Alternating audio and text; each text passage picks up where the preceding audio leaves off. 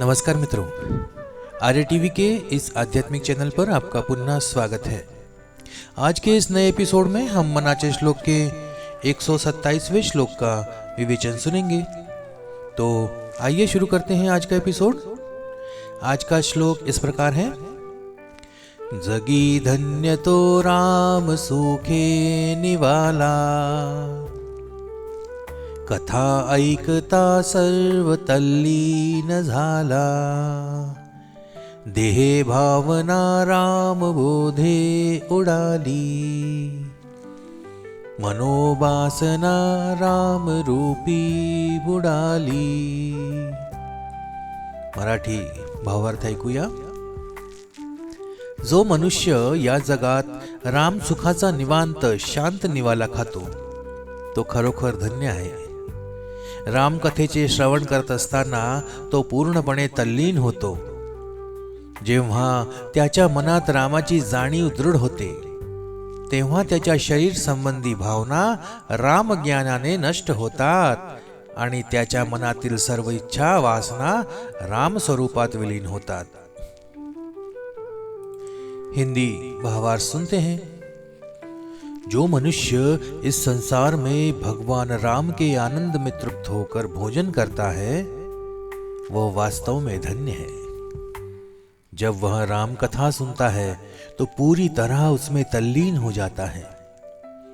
जब उसके मन में राम की सच्ची अनुभूति होती है तब उसके शरीर की आसक्तियां राम ज्ञान से समाप्त हो जाती हैं और उसकी सारी मनोकामनाएं राम स्वरूप में विलीन हो जाती हैं। आइए विवेचन सुनते हैं।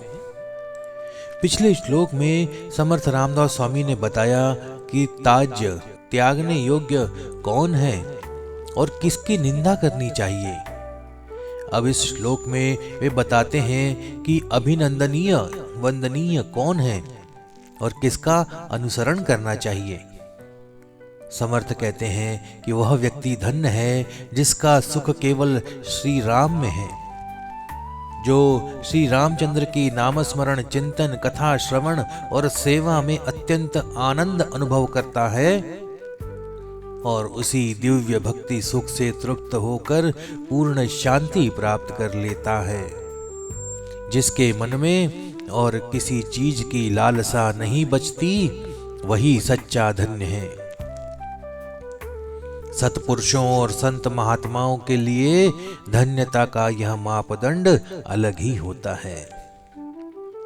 जिसे वे धन्य और भाग्यवान कहते हैं उसकी महानता हमें समझ में आए या नहीं और कभी समझ में आ भी जाए तो हमें स्वीकार हो या नहीं यह कौन जानता है। यही कारण है कि संत संत होते हैं और हम ही रह जाते हैं। श्री शंकराचार्य कहते हैं कौपीनवंतः खलु भाग्यवंतः, अर्थात जिसके पास केवल एक लंगोटी है वही वास्तव में भाग्यशाली है। लेकिन यह लंगोटी वाला व्यक्ति दरिद्र अभागा या दीनहीन भिखारी नहीं है। वह तो शंकराचार्य कहते हैं वेदांत वाक्येषु सदा रमन्तः देहादिभावं परिवर्जयन्तः आत्मानं आत्मन्यव्यलोकयन्तः कौपीनवन्तः खलु भाग्यवन्तः। जो वेदांत के वचनों में सदैव रमण करता है, शरीर की आसक्ति को छोड़ चुका है और आत्मा को आत्मा में ही अनुभव करता है वही सच्चा भाग्यशाली है। इसी भाव को श्री तुकाराम महाराज ने भी व्यक्त किया है। भाग्यवंत म्हणोतया शरण गेले पंढरी राया, अर्थात वही भाग्यशाली कहलाता है जिसने पंढरीनाथ अर्थात विठ्ठल की शरण ले ली है। अपने एक अन्य अभंग में वे कहते हैं विठोबा का अखंड चिंतन जिनके अंतःकरण में बसा रहता है, जो प्रेम पूर्वक गीता और भागवत सुनते हैं, जो अपने आत्मिक कल्याण के लिए सदैव जागरूक रहते हैं, ऐसे लोगों की संतान भी सात्विक होती है। उनके कुल में जन्मे कन्या पुत्र भी पुण्यात्मा होते हैं और उनके माता पिता भी धन्य होते हैं, फिर वे स्वयं कितने ही धन्य होंगे यह कहने की आवश्यकता नहीं है। श्री शंकराचार्य का धन्याष्टक एक छोटा सा अध्याय है। उसमें कहीं भी यह नहीं कहा गया कि जिसके पास बड़ा बंगला है, ढेर सारा संपत्ति है, खाने पीने की भरपूर सुविधा है, उच्च पद और अधिकार प्राप्त है, उसके बच्चे योग्य और कमाने वाले हैं, उसकी पत्नी सुंदर और कुशल गृहिणी है, बहुत सारे लोग उसकी सेवा में तत्पर हैं, वही प्रभावी वक्ता है। उसने कई डिग्रियां प्राप्त की अथवा अच्छा प्रवचन या कीर्तन करता है, वही धन्य है। हमारी धन्यता की कल्पना और इन महापुरुषों की धन्यता की धारणा में आकाश पाताल का अंतर है। हम अधिकतम किसी लोकप्रिय साहित्यकार को धन्य मानते हैं क्योंकि समाज में उसकी बहुत प्रशंसा होती है। हम नाट्य, नृत्य, गायन में रुचि रखने वाले व्यक्ति को धन्य मान सकते हैं, लेकिन सत्पुरुष इन चीजों से धन्यता का आकलन नहीं करते। वे कहते हैं जो राम भक्ति में सुख पाता है, जो भगवान की लीलाओं को सुनते हुए तल्लीन हो जाता है, वही धन्य है। हम भी कथा सुनते हुए तल्लीन होते हैं, लेकिन तब जब वक्ता रोचक शैली में बोले, हास्य विनोद करे, नकल उतारे या मधुर स्वर में गाए। हमारे लिए उत्तम गायन और मनोरंजन ही कीर्तन का आकर्षण है।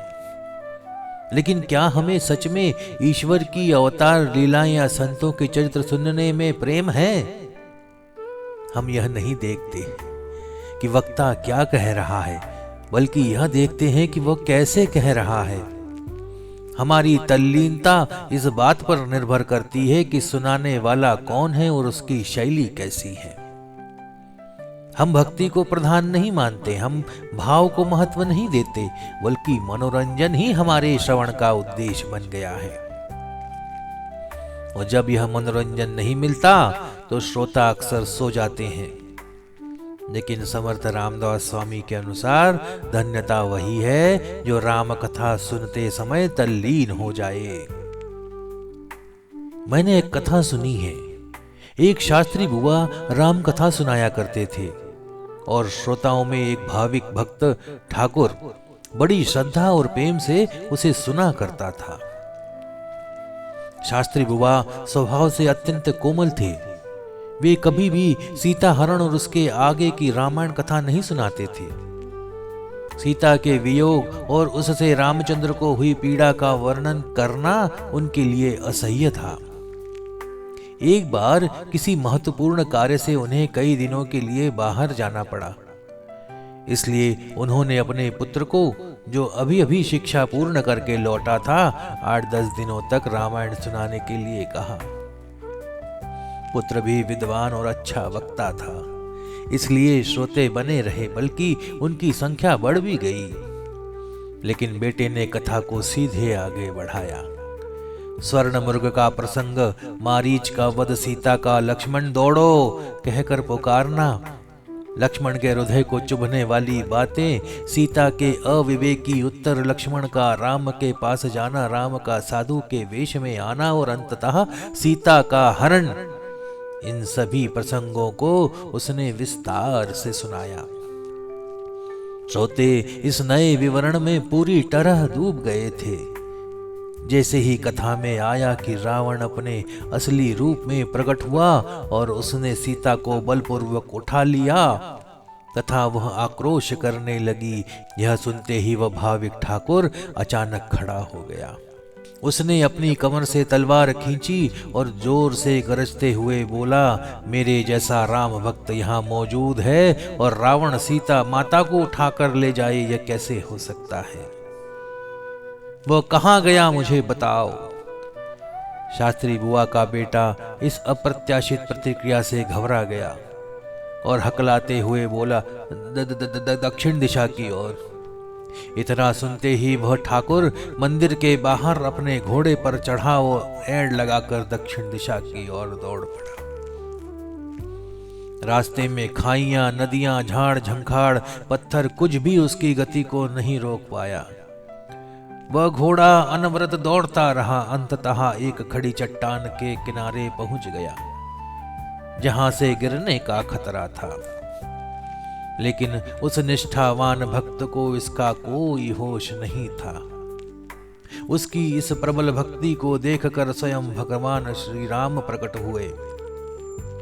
उन्होंने घोड़े को रोका और ठाकुर से कहा, अरे, मैंने स्वयं रावण का संहार कर दिया है और सीता को मुक्त करवा लिया है।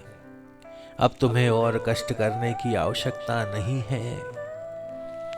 तुम्हें लगता है कि अधिकांश श्रोता उस ठाकुर को पागल समझकर हंसे होंगे, क्योंकि वे सभी देह भाव शरीर की चेतना में लिप्त थे, जबकि केवल वही अपने देह भाव को भूल चुका था।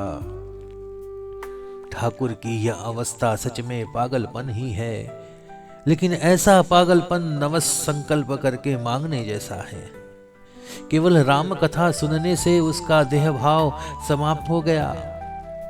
उसे समय और स्थान का कोई भान नहीं रहा। ऐसे व्यक्तियों को ही समर्थ रामदास स्वामी ने धन्य कहा है। जब तक मनुष्य यह नहीं समझता कि मैं का अस्तित्व केवल शरीर तक सीमित नहीं है, तब तक देह भाव समाप्त नहीं होता।